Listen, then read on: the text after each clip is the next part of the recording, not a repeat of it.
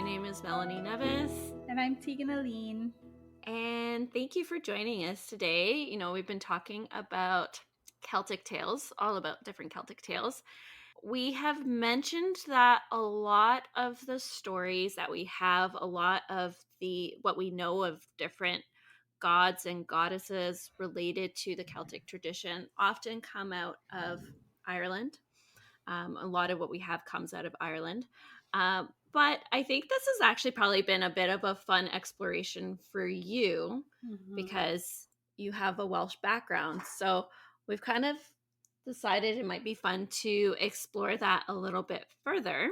Yeah, for sure. I think that And was break kind of into one the of world. the reasons we wanted to do Celtic stuff, right? Yeah. Or maybe that was just my reason. No, but I think that makes sense, right? And kind of break into this world of Welsh deities specifically, which can be a little more difficult and nuanced to find sometimes. And at the same time, there is repetition and like gods do sometimes overlap with the Irish and Welsh tradition as well. Yeah. So I think very much like how, very much how Ireland is its own country. Part of it is part of the United Kingdom, I want to say. But we know, like, on the island that has England, Scotland, Wales, Wales was an independent nation many, many, many, many years ago.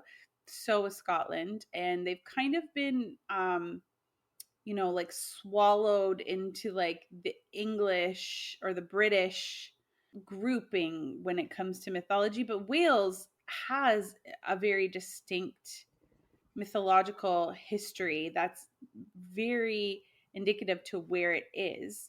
And like you were saying, my dad's family was Welsh, so we're like, they were Canadian. I grew up in Canada. My dad grew up in Canada, but historically we're Welsh. And if you grow up in Canada, you usually tend to be tied to like where your family's from because everybody is from different places.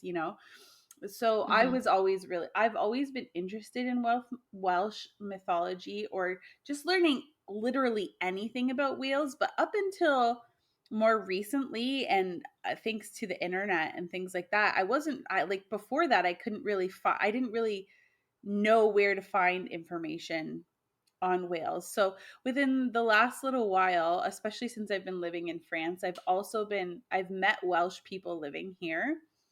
And the sentiment is universal between us, that feeling of Wales. And so I wanted to do more research into it. So I have been, reading more about Wales and Welsh deities and things like that. And what's become really apparent to me and quite interesting actually is that we think we don't know things, but actually we do know things. We just don't know them to be Welsh because they've kind of been swallowed up in the overall like English British kind of story. Like a really good example of that is the Arthurian legends, which we covered in the last season, because there's a lot of source material for the Arthurian legends that came from like Welsh stories. Yeah. And Absolutely. It's arguable that Merlin was Welsh. And there's like a whole bunch of things that kind of point to a lot of that happening like in Wales. And we kind of tend to like think of it as in one swoop. But I know that there are a lot of people in Wales who still like to think of themselves as like an independent nation, even though they're not technically politically considered such, or like not politically, but technically they're not considered such. Like Scotland isn't, but also Scotland has its own very like strong identity too, right? And I just think that maybe a lot of us, or maybe a lot of people, like I know that growing up, I didn't know many Welsh people, and I didn't know a lot about the country until my father was doing like some digging into it. So for me, this has been a fascinating exploration to see that there were things that I knew, but I just didn't know was actually Welsh, and things like that. So we're gonna like dive into a little bit of that on this podcast. Obviously, there could be like a much deeper dive that could be had, and I would love to do at some point. But I think for this episode, we're gonna kind of concentrate on Welsh mythology, like things like we know that we didn't know we know. kind of. That's kind of going to be the name of the game.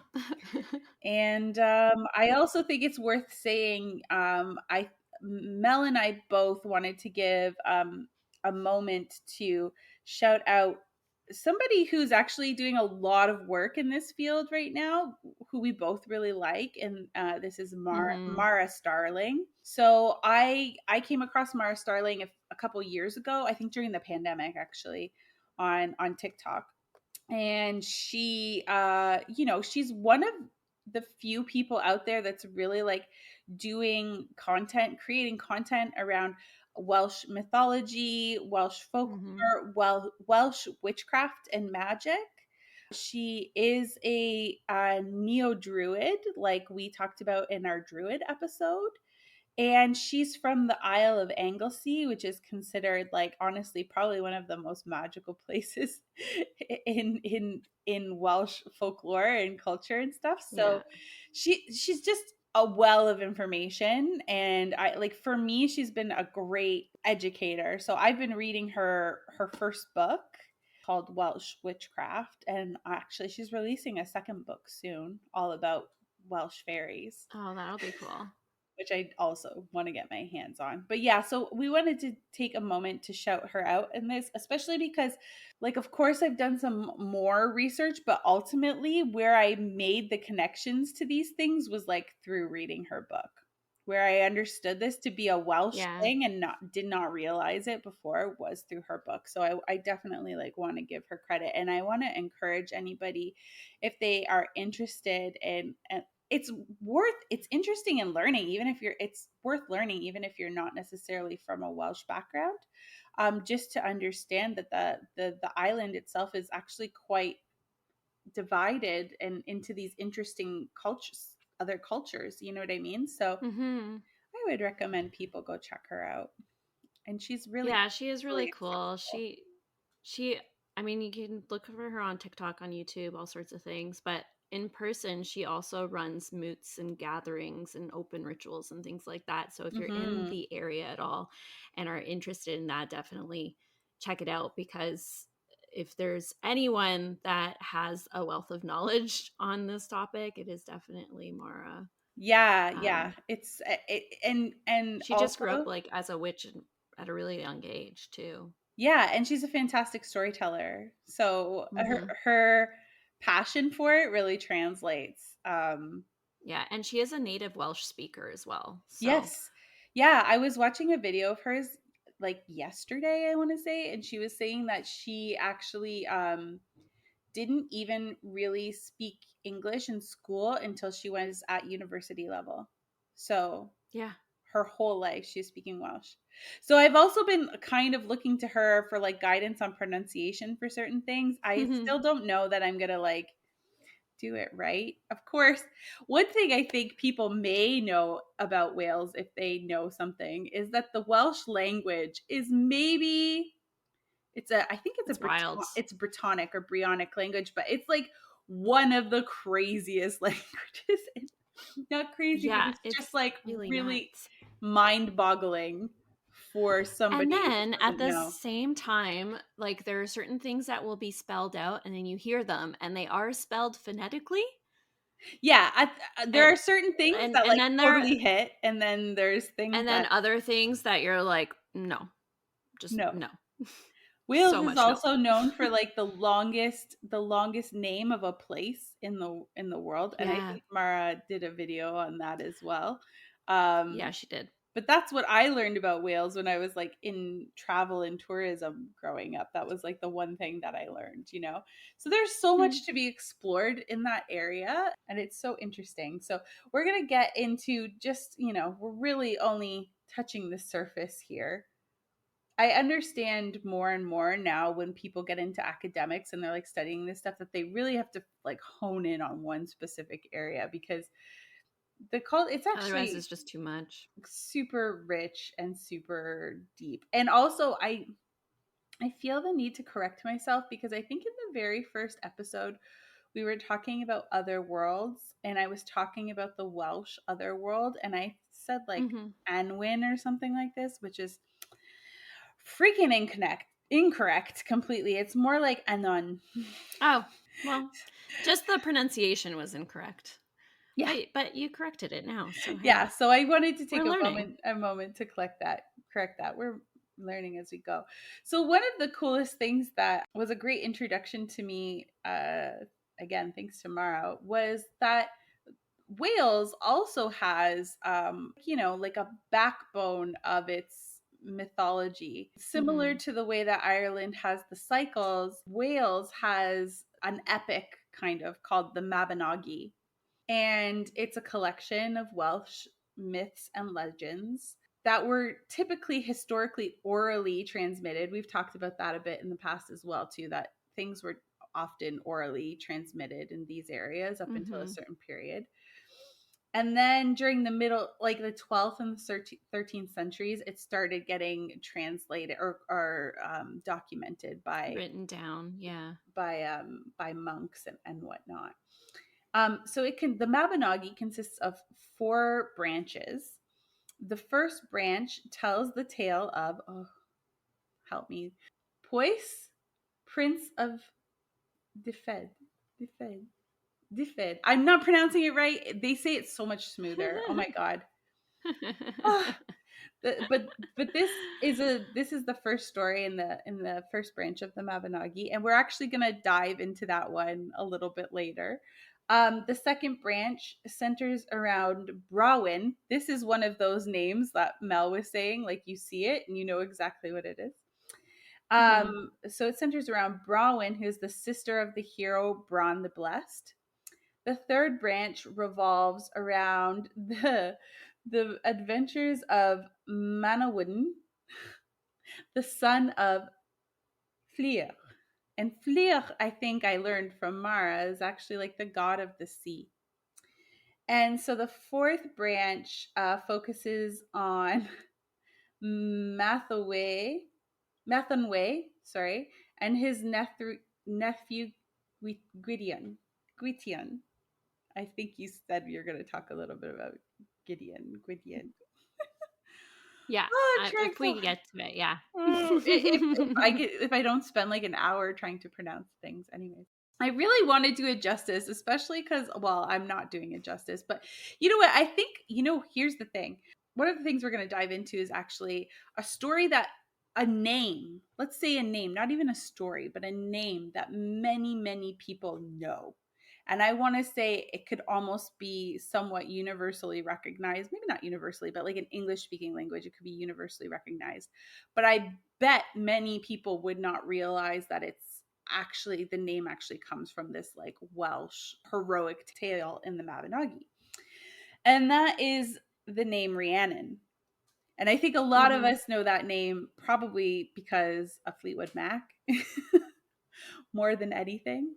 I think they really Yeah. kind of popularized her name. But then also, in addition, if you are a pagan or a neo-pagan, you probably know Rhiannon because she's considered a deity. So I'd heard many things about Rhiannon in the neo-pagan world for many years, and even then I Mhm. didn't realize that she was a character in this tale in the Mabinogi. So I wanted to talk about her today specifically for that reason, because I never realized she was Welsh. And here I have been searching for Welsh deities, or like wanting to learn, and like one was like basically there right under my nose. Two, actually. We're going to talk about the two that are kind of often under people's noses. They don't realize are Welsh. Okay. Yeah. So as I said, the Mabinogi, it blends elements of mythology, folklore, and fantasy. There's lots of themes in it, like heroism, love, betrayal, and the supernatural. Supernatural is really, really important from what I'm understanding in Welsh folklore, at least. Mhm. It's a significant work, and it has influenced a lot of stuff that we've seen in modern literature and art. And like I said, Rhiannon is featured in the first branch of the Mabinogi, which for me feels like also the hardest one to pronounce, which is Poish, Prince of Deved. So here is the story. She is introduced in this story as a beautiful and mysterious woman from the other world, Anon. And as we talked about, Anon is kind of like, in the Welsh tradition, they didn't have necessarily heaven or hell, but maybe it's like almost kind of like a parallel other A world, parallel world. Yeah. but where Yeah. things are quite magical and quite mystical and also Mhm. mysterious. So everything in Mhm. Anon has like a sense of mystery to it, right? Mhm. So Pois, who is now either from now on going to be referred to as he or the prince by me, just to save us Okay. all some stress. The prince encounters Rhiannon while he's hunting in the other world. Now, how the guy got in there to hunt, I don't know, but We don't know. I thought that in Okay. itself was quite interesting. Like, why is he hunting in the other world? But anyways, so he's hunting and he kind of catches a glimpse of her and he becomes instantly infatuated with her, which is something we've heard before also in these other tales of like kind of Yeah. fairy like creatures, right? Yeah. He becomes infatuated with her, but he fails to catch up with her, and he actually spends several days on horseback chasing her because he's like That's trying. not creepy at all. No, not creepy at all. Okay. So he's pursuing her for like several days. And she's kind of fleeing from him. He can't catch her. And one day, finally, he decides to stop and call out to her and declare that he loves her and he wants to speak with her. So finally, Rhiannon's like, that's all you had to do. Just tell me what Oh you my want. god. Okay, sure. So Rhiannon reveals Communication herself. is key, folks. Yes, moral number one. So Rhiannon reveals herself and she agrees to speak with him. And she tells him that she's actually betrothed to another man named Gwal. Gwal. No, Gwal. Gwal. Gwawl. Gwal. Yeah, I'm going to say Gwal. Okay. Whom she does not love and she wishes to avoid marrying.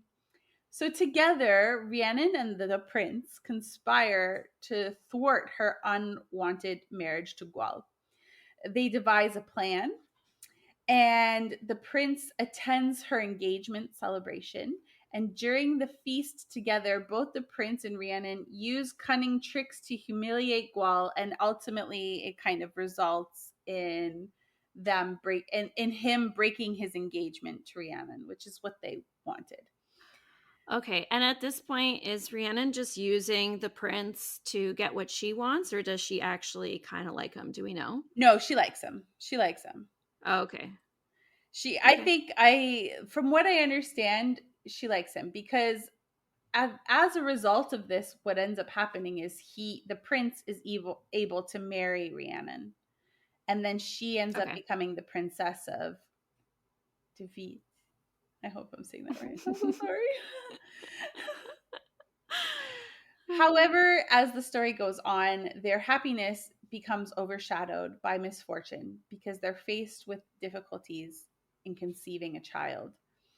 And despite their longing for a child, Rhiannon, she remains childless for 7 years. So they have, or several years, sorry. So they have a period where they're constantly trying to conceive a baby and they can't.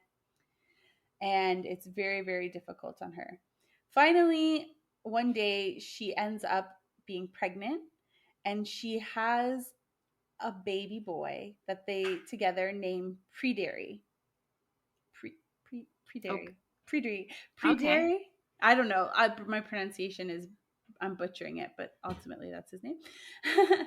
And unfortunately, the night of his birth, the baby disappears. So they go through all of this time waiting to have a baby. They finally have a baby, and then the night that it's born, it disappears. And it disappears while it's in the care of Rhiannon's maidservants. and the maids don't Oh, know what happened to the baby. So yeah. they are scared that they're going to be punished. So what they do for some stupid reason is they falsely Oh, no. accuse Rhiannon of killing her own child. Oh, geez. Okay. Which, first of all, doesn't track or make sense in the sense that if she wanted a baby this long, why would she kill the one she finally has? But anyway. Yeah, but they're afraid for their lives, so they're just gonna make up a better lie. But like, okay, So the maids are my always blamed. Sure. curiosity, and I haven't read the Mabinogi yet, but like I really want to get a good copy of it and read it because I'm really curious as to like why her husband let this happen if he was in love with her. But because of this, Rhiannon has to endure, sorry, all of these false accusations and therefore is unjustly punished. And she's forced to stand outside of the castle gate and tell her story to people passing by, and where they're all just like criticizing her, judging her, like kicking up at her and whatever. And the moral of this is that despite all of her suffering, she maintains her dignity and her innocence, and she patiently awaits the return of her son. Okay, but wait. So everyone just automatically believed Believes the the maids then? maidservants. Yeah, that's what I mean. That part seems a bit bizarre Okay. to me. Like I said, I haven't read the Mabinogi in like full detail, but I'm not quite sure like Yeah. why everybody would just believe that.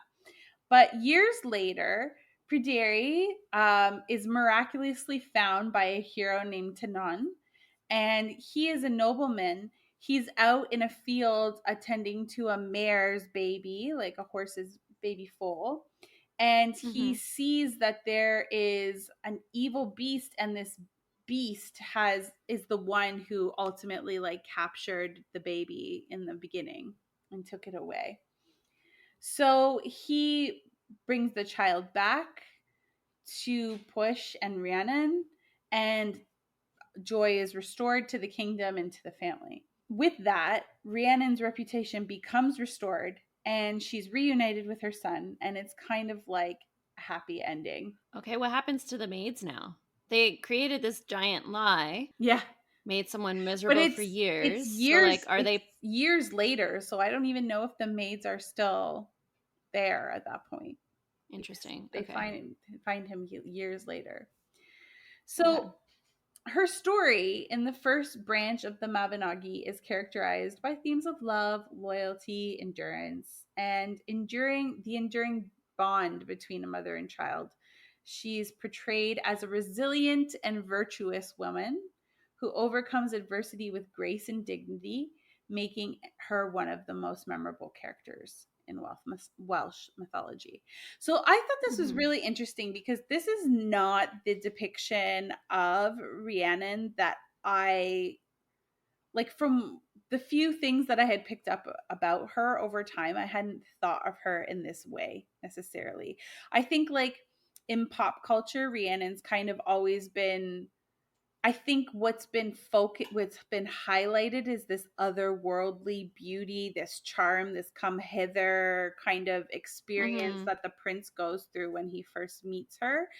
And the whole rest of the story kind of gets left on the side.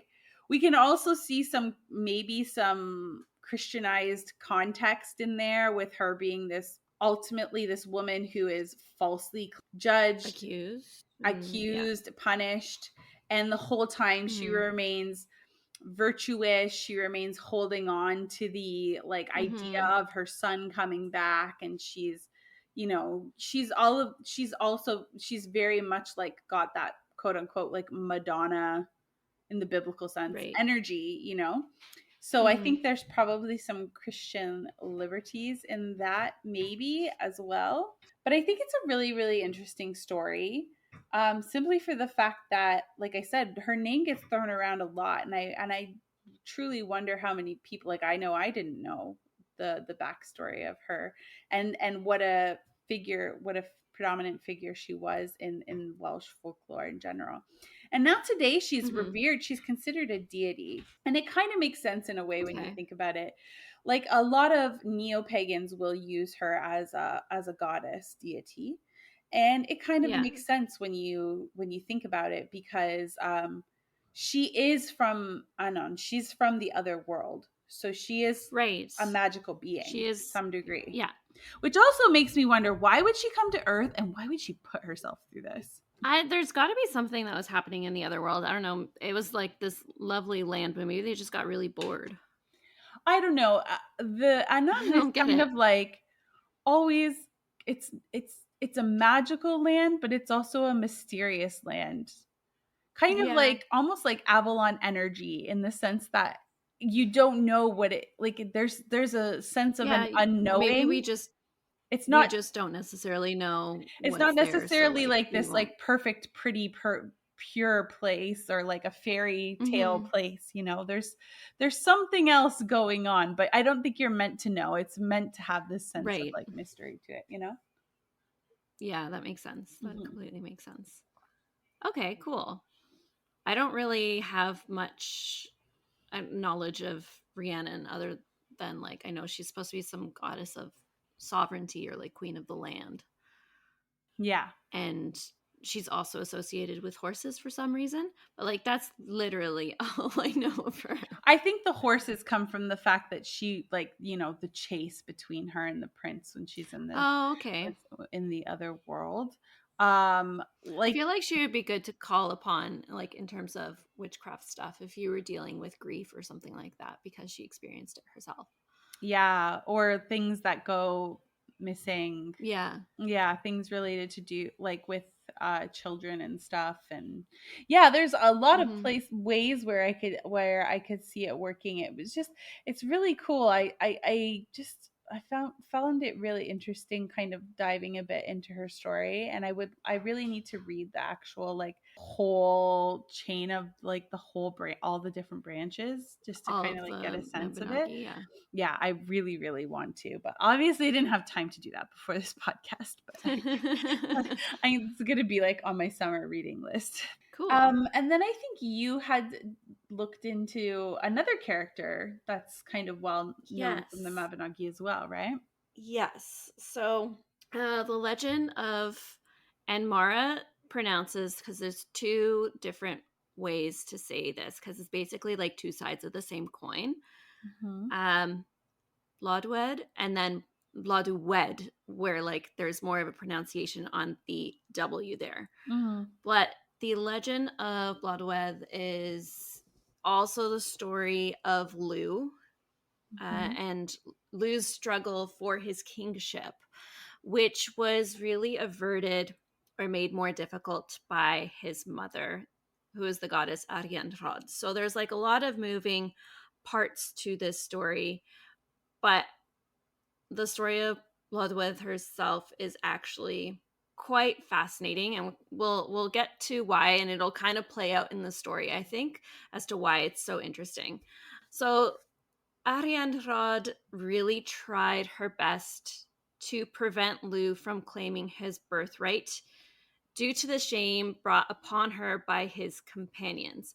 Now, this also has to do like with Gwydion, and it's a very layered and complicated story, Of but course. basically, Gwydion's in the fourth branch of the Mabinogi, I think, right? Just double yeah. And checking. so Yeah. Gwydion is this cunning and skilled magician who's able to use magic to enhance his own abilities and change the form of others. He was a warrior that was really strong enough to defeat one of Wales' most powerful lords in single combat, but he was also just really, his most powerful attribute was his mind. And his magic was used to test sexual purity of women, and Oh he could boy. create women out of objects of the earth and flowers and things like that. Whoa. And he was a trickster, but he had this loyalty That sounds to like a his good nephew. combination. Yeah, right. He had his Ugh. loyalty to his nephew Lugh. And basically, Lugh was born to Arianrhod. You say that so nicely. uh, he was born to her. She was supposed to be like tested for purity, essentially. And when she was tested for purity, all of a sudden she birthed two children. And one of them went into hiding, and the one that went into hiding was Lou. Okay. Oh, I So see. that's why she has, and so he's brought shame upon her. So that's a very short version of why she has decided to kind of create life difficult for Lou. She brought shame to, or he brought shame to her He brought shame to because she her, was, so she doesn't want him to because have his kingship. kingship, his birthright, right? Okay. Yeah. So she basically, yeah, she tries really hard to prevent Lou from claiming his birthright. So she said that he would not receive a name unless she names him. So she does not name him. He would not receive arms and weapons unless it's from her. And he could never marry a mortal woman. And she's this goddess. So basically, there's no way for Lou to become king unless it be through her. Mm-hmm. In order to assure that Lou would be able to survive long enough to attain his kingship, some magic was then given to him surrounding the circumstances of his death. So he couldn't be killed. He would basically Oh. he disappear and like would go into hiding, but he couldn't be killed unless his death was accomplished through a very specific set of very unlikely circumstances. So, like, he could not be killed indoors or out, on a horse or on foot, and the spearhead capable of killing him had to be cast during a very sacred period of time. Arianrhod was tricked into giving Lugh his name and tricked into giving him his arms. So this is where Lugh's uncles, one of whom was, what did I say his name was? Gideon? Mm-hmm. Gwydion? Yeah. Gwydion. Um, Names. uh, Woo. yeah. Gwydion kind of works with another uncle of Lugh's to trick Arianrhod, who is his sister. So he Okay. tricks her into giving Lugh the name and into giving him his arms. But there was still this problem of having a wife, because having a wife would affirm his right to the land, but he was not able to have a human wife. Okay. Arianrhod said he couldn't have a human wife. So his uncles, Gwydion and Math is also a magician, decided to create Blodeuwedd from flowers of the oak, broom, and meadowsweet. So they created a woman of Cool. flowers of the land. Because of the nature of her birth, the name Blodeuwedd actually means flower face, and it represents the earth in full bloom. So Have you ever she's kind of seen considered, Broom? no, I don't think so. It's so pretty. We have a lot of it here. We have Scottish broom here. It's so Ooh, gorgeous. that's nice. And they call it broom because the people used to make brooms with it. Like after they would Oh, cut it cool. down, dry it out, and they would make the bottom part of the broom. But it blossoms into these beautiful small yellow flowers that Aw. kind of look similar to the shapes of like an almost like a little orchid or something. Like it has that like extra piece that comes out. It's really nice. Oh, And yeah, then I'm looking it up. yeah, Oh, you know what? Maybe I saw this in Malta. oh, it's possible. I and then it's so funny because anytime in plant world, anytime something's French, whatever, it's like the exact same but daintier and smaller. So like the French broom looks exactly like that, but it's tiny. Aw, it's and very pretty. and meadowsweet's like a really prominent like druid plant, and that's what they used to make. They used to make like meads and stuff out of it, I think. Yeah, And sorry, what was the first yeah. one you said? Um, flowers of the oak. Oh, there you go. Oh, Yeah. wow. Um, so her name literally means flower face, and she's considered by some to be this Welsh goddess of spring, bringing forth warmth and new life in the form of flowers specifically, because she's made of flowers. So she's made of the land. And Lou is now able to get married to this person who's literally made of the land, this woman who's not actually human. So he marries the land and is granted his sovereignty. Oh, nice. And shortly after the marriage, Lou leaves for a little bit of time. Some say he just leaves to go hunting. Others say he leaves to go visit the uncles, Math and Gwydion, who created Blodeuwedd for him. Regardless, he leaves, and he leaves her alone with the ladies at the castle. And after some time, because he's gone for an extended period, A hunting party that's traveling nearby the castle kind of stops and hangs out there for a second, and Blodeuwedd sends a messenger out to where they were to kind of just learn who they were because Mm-hmm. they're around the castle. And she learns that the name of the leader is Gronwe Pebr. The way we both put our heads down while we're trying to Granu. Granu? Granu. Sorry. Anyways, after hunting all day, Granu's party comes to find themselves at the gate of the castle, and Blodeuwedd invites them in. And once they lay their eyes on each other, it's a love at first sight situation. They fall madly in love. And when it's time for Granu to leave, they begin talking about how they can be together forever. And Granu advises Blodeuwedd to figure out the weird circumstances surrounding Lou's death so that he can die and they can be together. Oh, whoa. So, like, yeah, they're just trying to determine the means in which her husband could be put to death, basically. And Granu leaves Blodeuwedd, and they are apart for a long time. And Lou returns. And after Lou's return, Blodeuwedd confides to him her make-believe fears of his untimely death. And, Lou consoles her by telling her, I can't be easily slain. Like, it has to be a very particular thing. Even if you were to, like, cut me with a sword right now, I wouldn't die. It has to be a wound. It has to be a spear that needs to be a year in the making. And, I can't be killed in a house. I can't be slain on horseback or on foot. I can't be slain in, like, all these other ways. He can only be slain by making a bath by the side of a river and putting a foot over the cauldron and a foot in the river and thatching it well and bringing a buck. Oh, that's what it is. So he needs to be by a river for a bath. Mm-hmm. And then he needs to have a cauldron and put, like, a lid on the cauldron, put a foot on it, thatch it, bring a buck over, and then put that beside the cauldron. And then he A places a buck? foot on the buck's back. A Like, buck. like the Like, deer? yeah. Okay. All right. Okay. Yeah. Yeah.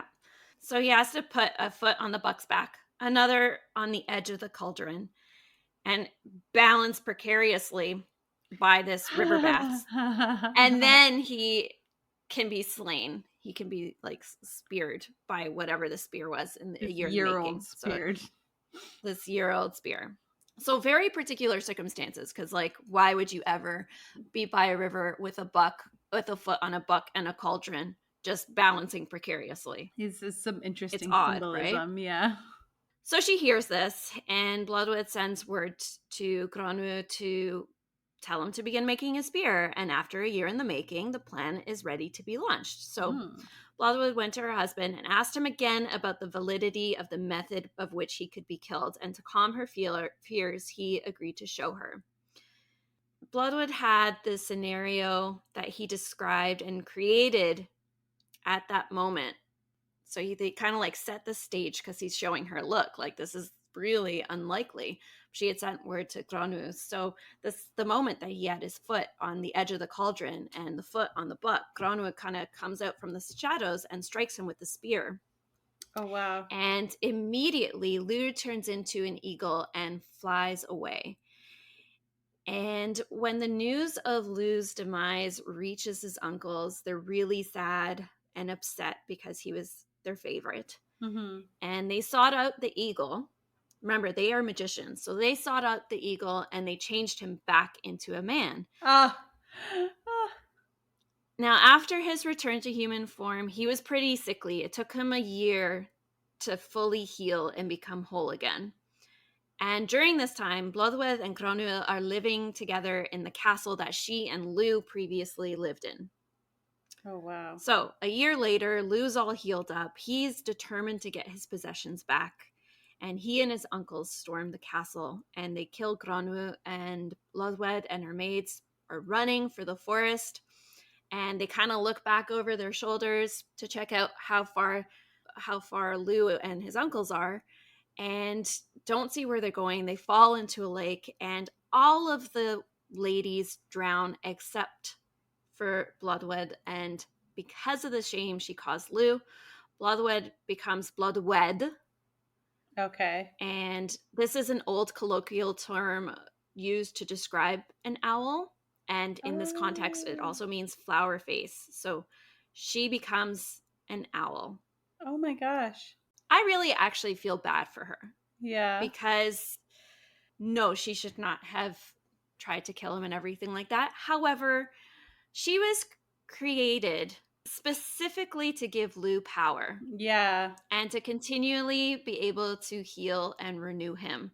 She's never asked if she loves him. She's never asked if she desires to marry him. She was literally created for his Mm. sole purpose and solely to assure his right to rule the land. Mm-hmm. Her own desires are like impossible to achieve while he's alive. And Mm-hmm. so she's been seen as this fickle, faithless wife using the passion of these two men to seal the doom for both of them. But like, I don't think that's what it is at all. I think that she really is like two sides to the same coin. And I think that she should be seen in a sympathetic light because she was never given any choice in the matter. She was literally created for the purpose of a man. And because she disappointed the man, she's then punished and cursed to become an owl. Like, she didn't live up to her purpose. Mm-hmm. It's really, really interesting. That's so interesting, actually. What a great story. Bravo.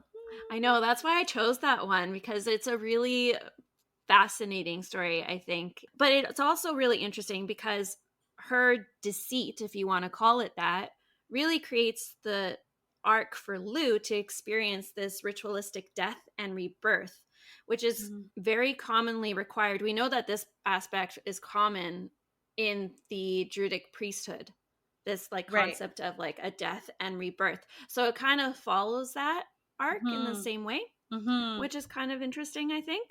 Mm-hmm. Without her, he wouldn't be able to have that story arc. Yeah.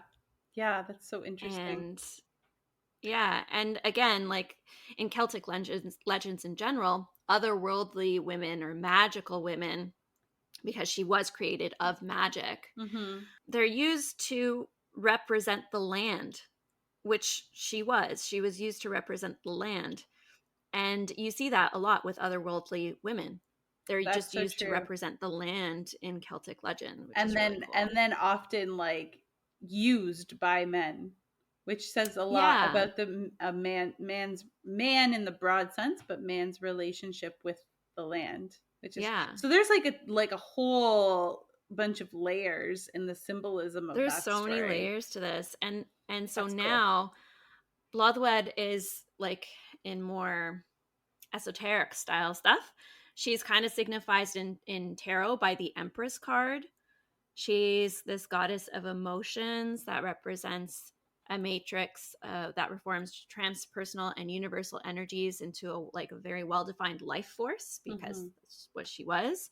She's this maiden goddess of initiation ceremonies, lots of things, flowers for like wisdom and innocence, and there's lunar mysteries, and yeah. And she's connected to like part of the seasonal calendar as well. Like do people Yeah, so she's connected to spring. So yeah. they can revere her as this goddess of spring because she is made of flowers. Yeah. Okay. That's so Yeah. interesting. It's so I know, funny. I love that story. You never know the direction these stories are going to go in when you look into them. Like I didn't realize at first that and when we did the Druid podcast, I didn't realize that that one story was going to lead into like a connection to like Halloween or Samhain. Mhm. Um Yeah. and it's just interesting to see like yeah, I really think like one major takeaway I'm having from this podcast is that I think I still need to do a deeper dive into these legends and like Mhm. both the Irish cycles and the Mabinogi. I really want to get my hands on copies to read them in more detail because I just think the stories are actually quite cool. They are really cool. And like they have elements, they have traces of things that we've come across before, but they also have a lot of elements that we haven't necessarily come across before. And Mhm. I think that that's kind of like the interesting place we find ourselves in with Welsh legends. Like there's certain things that sound like ring so clear and we're like, yeah, I know that thing, and then but we don't know like the layers of it, right? Exactly. They're just so entwined too. So like, even just the story of Blodeuwedd, but she's connected to Lou, and Lou's pretty big, and Lou's connected to Gwydion and Math, who are in a bunch of other stories, and like The it's whole very fourth layered. branch of the Mabinogi is like dedicated to those two. Yeah, so exactly. Exactly. So so it's really yeah, cool. I chose that story just because like it's just she's a really layered, complex character, and There we I go think she again. needs to be looked at with a Interesting little bit complex. of sympathy. Yeah, I Yeah. totally get what you're saying. Immediately for me, when you said that these guys could take the earth and make women out of things in nature, I was like, oh, that's a red flag. Like, I wouldn't trust that. You know what I mean? I Yeah. don't But she was trust. still able to think for herself. Yeah, But just no one, like, because she was created for this sole purpose and she rebelled against her male creators, it also is she giving is Garden of like Eden cursed vibes, isn't it? a little bit. A little bit. I Yeah. just realized that. Yeah. Hmm. Yeah, definitely. Wonder. I wonder. But that's what I like about these stories is you're always like, maybe this was like from something, but maybe it was from Yeah. somewhere.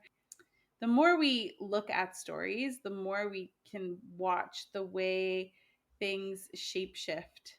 Because that's really what it is. It's a lot of shape shifting that happens through stories. It's like they just kind of slightly take on different forms or become slightly different things, but ultimately they're kind of at the core. There's kind of a Mhm. unification in it in a weird way. I don't know. It's quite Yeah. interesting. Um, do like where are we at? Do we have time to keep going? How long is your other story? We could do maybe one more. Okay. So one of the other stories that I found quite interesting is a Welsh story that's not in the Mabinogi necessarily, but it's kind of famous again because of one of the main characters in the story. But I think we don't know a lot about who that main character is, and that is the character or the deity or the goddess of Cerridwen. And I think a lot of us know, again, if you've been in the witchcraft or neo pagan or pagan realms, you've heard of her as a deity. And she's kind of like a witch and also a witch mother. And a lot of us perceive her as a deity, but like again, when I was reading Mara Starling's book, she was pointing at the fact that when she was talking just to somebody that knows the mythology and folklore of Wales, the, people Mhm. were saying to her, well, she's not actually a goddess. She's just in the Mm. story, she's presented as a witch, point blank.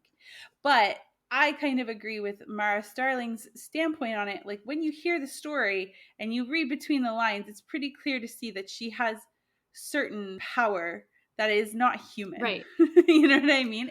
Right. It's otherworldly. I mean, it's also interesting to me that anyone would even say that, because they would turn just warriors, like regular human warriors, would develop these godlike, not even tendencies, but like roles within stories. I think it's in the context of if you grew up in the country with the story, the way the story might be presented out of the gate is not with Yeah, a that's fair. spiritual context to it. It's just a story about a witch. You know what I mean? And Yeah, it's not that's until fair. maybe you get into like a connection with some more like spiritual stuff. But you and I were always like weaving in and out of stories and the magical connections, the spiritual connections. We're both inclined to like magic and spiritual stuff, but there's people that just study these Hmm. as stories and in a certain way take what the character is at like as a character, as a point blank Hmm. Hmm. kind of thing. So I think that might be Yeah. why. Um, Anyway, so Cerridwen, let's get into her because she's very, very interesting. Like I said, if you run in those circles, you've heard of her before. But she's known for the story of the tale of Taliesin. And in this story, Cerridwen is a powerful enchantress, and she's the mother of a man named, or a guy, boy named Morfin. And so the issue is that Morfin is not like a handsome man. He's not like a Mhm. smart man. He's just a guy, and he's not very interesting or great, or there's nothing remarkable about him. And it Mhm. kind of bothers her because she wants her son to be revered, and she wants him to be, like a like an a famous kind of person, hero or whatever. Mhm. So, what she decides to do, she wants something else for him. She wants him to be compensated for his lack of beauty with something like wisdom, poetic inspiration, or something like this. So Cerridwen brews a magical potion for 1 year and a day. First of all, very interesting because she brews this magical potion in a cauldron at the edge of a lake, which is Mhm. interesting because we just kind of touched on a cauldron at the edge of the lake in another story. Yeah. Yeah. But also, the archetype of a witch at a cauldron in general kind of comes from Cerridwen. So that's interesting in itself to note. And again, the fact that we don't necessarily realize that it's connected to a Welsh tradition is kind of cool. And what she is brewing in the cauldron over a year and a day is said to be filled with pure on. And I don't know if I'm pronouncing that right, but it's like life force, basically. It's like Okay. Yeah. pure magic, let's imagine, Mhm. inside of this cauldron. So she makes this potion, and her intention is to give it to her son. And in the year that she constantly has to be at the cauldron, like stirring it, I guess, to make sure things Mhm. don't separate or whatnot. We've all been there if you've ever tried to cook a French sauce. Anyway, so she's trying to like stir the cauldron, and there's times where she can't be there all the time. So she has an assistant, like an apprentice called Guion Bach, and he kind of starts assisting her with the potion, and he stands there and helps her stir it sometimes when she's going off and doing other things. And one day, this little fucker gets the inkling that he is going to try the potion, so he takes one sip of the potion, and Oh, now, interesting. I yeah. heard a different version. What did you hear? I heard that it was just accidental, that it, like, splashed on his finger and he, without thinking, licked his finger. Oh yeah, maybe that is how it goes. I forgot. I've heard that he took a little sip, like he was like tasting it, and I've heard There's probably different thing where he versions, splashed yeah. it on his finger. Either way, Yeah. he manages to consume this, and right then and there, he is transformed into Taliesin. And Mhm. Taliesin becomes one of the most, or is one of the most renowned bards in Welsh mythology. I don't know how he goes on to be a bard after this story, because this story kind Well, of bards are like, they don't just like tell songs and have poetry. They've got a lot of knowledge, and so it makes sense people would go to bards for information. Yeah, but They were like wise men. after you see what happens to him in this story, you'll understand why I'm saying that. So I'm not sure how he goes on to be a bard after this. So Cerridwen immediately sees that he is transformed, and she is pissed. So she starts pursuing him, and he runs away. Now he's got all of these magical powers now. So he transforms into a series of different animals, and she pursues him as he's transforming into these different animals. So to escape, Cerridwen, first he transforms into a hare, which we know is like a giant, looks like a giant rabbit, but they're super fast. They're swift and agile. So he transforms into this hare to like run away from her. She shapeshifts as well, and she transforms into something else chasing after him.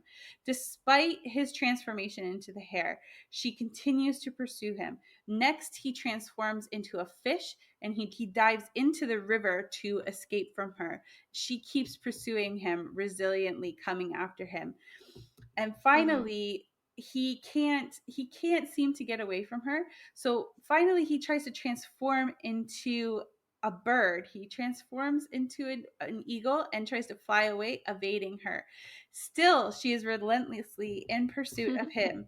So finally, Taliesin decides, because he can't escape her as an animal, he decides to turn himself into a single grain of wheat, and he falls into a pile of grain. And then when It's Cerridwen a good comes, tactic. yeah, except Cerridwen decides to consume the grain. Oh, maybe this is how he becomes Taliesin, because she consumes the grain and then she gives birth to him. That would be it. That's probably how he becomes that. Yeah. Okay, that makes sense. So yeah, she gives birth to him, and it's that, again, that symbology we were talking about before, about like death A death and and rebirth. rebirth. Yeah.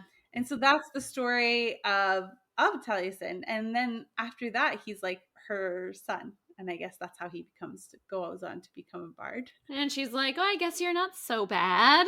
Like, now you're my son. So at least one of my sons got the stuff that I think she just wanted her sons to have like Okay, something. crazy lady. Yeah. But it's interesting because she's considered like, like such a revered goddess, because she has a lot of power, at least within, like, Yes. I'd say pagan and neo-pagan communities. But it's true that for the most part in the typical story, she's actually kind of perceived as this witch who's trying to like get her son like a certain amount of credentials that maybe he doesn't necessarily deserve, and then she's mad when somebody else kind of like swoops away with it, you know what I mean? So it's really interesting to see kind of like how it's perceived on these two different levels, on the more spiritual level Yeah, that's and cool. the more in-depth level. But this is a really, really I like famous that. a really famous tale from Welsh folklore. I Yeah. like that. And I think that is where we start to see a lot of like the culture Oh tales yeah, come in absolutely. for sure. I think Wales really has a big connection with that. And one of the, like, these are kind of like, I covered like maybe two of the most notable like deities that we would know, but like I said, I don't think we all necessarily know those stories. And then you covered one that was like lesser known by our name, probably because the name is difficult, I want to say, but Yeah, yeah. a fantastic story. But there are so many deities, and when I was reading Mara Starling's book, I'm going to circle back around to that, she said that also like deities could be places, like the lake itself Yeah. could be a place, like in the Welsh tradition or culture. A river could be a deity. And I think that's really interesting too, because we see traces of that throughout too, where sometimes there's a lake that personifies as a person, or like Yes. even in, which is Yeah. not related at all, but even in the Ghibli Spirited Away, one of the main characters Oh, in that. Studio Ghibli? Yeah. Yeah. In one of the, in Spirited Away, Haku is a river spirit. You know what I mean? So I think it's like that Yes. kind Yeah. of idea, like a spirit can be a body of water. I think there's a lot of deep connections to water in the Welsh folkloric traditions, which It makes makes sense sense. They're because a lot surrounded of by it's water. surrounded by water. Yeah, Yeah. exactly. Surrounded by water. And Makes sense. they have a god of water too that I briefly mentioned, and I would love to Yes. explore Yeah. him a bit more in the future too, because he's also I think one of his sons is kind of like a big part of the Mabinogi as well. But yeah, that's just a little look into Welsh tradition, Welsh folklore, mythology, and we hope we found that interesting. So, Absolutely. like always, if you Awesome. have a suggestion for the podcast, definitely hit us up on Instagram or via email. We are allegorystorypodcast@gmail.com. or Allegory Story Podcast on Instagram. And we have had some people getting in touch with us lately. So I just wanted to say thank you for all of you reaching out and sharing any of your, like, we've gotten some book recommendations and some other things like that. So thank you so much for that. We really appreciate that. And yeah, we'll see you on the next episode. Yeah, we'll see you then.